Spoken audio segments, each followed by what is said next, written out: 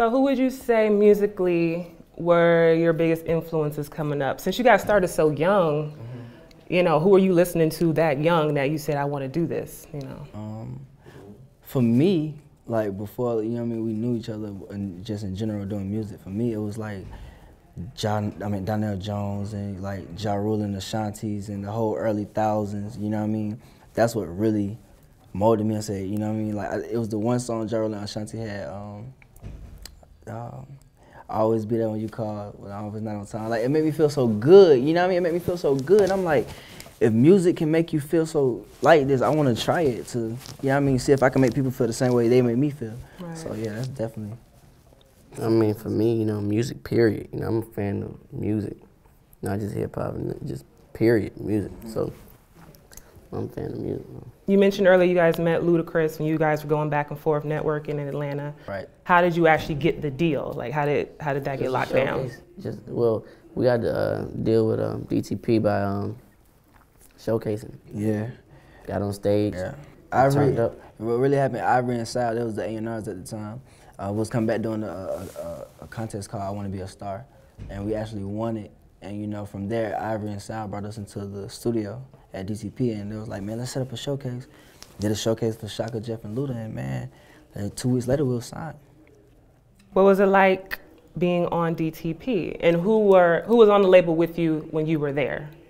Who was on the label with us? It was Tid. Oh, well, 2 Chainz, Titty Boy. Just being part of that whole thing, man. That whole the whole umbrella, man, was definitely dope. We learned a lot. We were just sitting back observing, you know. Yeah. 2 Chainz. Yeah. Tid Player Circle. Tid really, like, you know, molded us when we first was like in the industry. He was like, yo, y'all remind me just of how we was back then. Like, y'all got it, y'all stars, y'all gonna be bigger than me. Like, that he all, you know what I mean? They always told us that we were gonna be bigger. So definitely 2 Chainz. Yeah, definitely. You know, he really just. So what caused you guys to part ways with DTP? DTP? We've always moved as an independent. Yeah. You know, we've always moved, just made our own decisions. The last decisions, we're gonna make them, period. And it just wasn't, you know what I mean? We just had to do our own thing. It was really just a mutual understanding. We both, you know what I mean, mutually understood, like, okay, they're gonna go their way, we're gonna go our way, but it's still love at the end of the day. It's still love, you know, but we just had to spread our wings. Yeah. What couldn't you do there that you feel like you needed to kind of get out of that contract to be able to do? No, I mean, it was just like, you know what I mean, it was just dope, you know what I mean? It was just a learning experience. It wasn't the one, you know what I mean? It just is what it is. So it was just a learning experience, and So nothing in particular happened? Nah. Are you both still cool with Ludacris? Yeah. Oh, yeah. Luda's still big, bro. How did you end up signed to Columbia?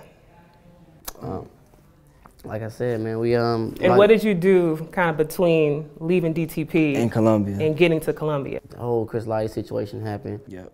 After that, we got back in the studio, locked ourselves back in the studio for like a year, trying to find this TK and Cash sound. Locked ourselves, and like I said, locked ourselves in the studio. Came with Mind Right, put it online, or actually DJ Radio. Yeah, DJ Radio from New York, he leaked the song. And yeah, from there, you know what I mean, they just took everything from there. You know, Radio had leaked it and it got on the internet, and everybody was like, you know, what's this song, TK and Cash got a new song. And you know, all our peers start posting, like August and K-Cam, DC Young Fly, like, you know what I mean, everybody started posting it. Everybody was calling, man, that whole time, man. The phone was going crazy, just calling, everybody calling. And just Columbia just had that plan and that right vision, so, you know what I mean? How has the experience been different at Columbia than when you were with DTP? Man, you know, like I said, we've always moved as an independent, so, you know, we partner with Columbia. It's teamwork, you know, just how we moved with DTP, you know, teamwork. We bring it to 5, y'all take it to 10.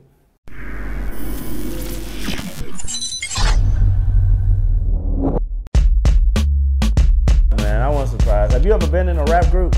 No, I have not. It's one of the most impossible things to do. And for somebody to be in anywhere in music that long, man, that's amazing, man. Like I just told y'all, when you own your shit, there's nothing else to say. It's the Eminem and 8 Mile theory. At the end of 8 Mile, Eminem got on that microphone, said everything that guy possibly could say bad about him. He owned his shit, and the guy couldn't even say anything.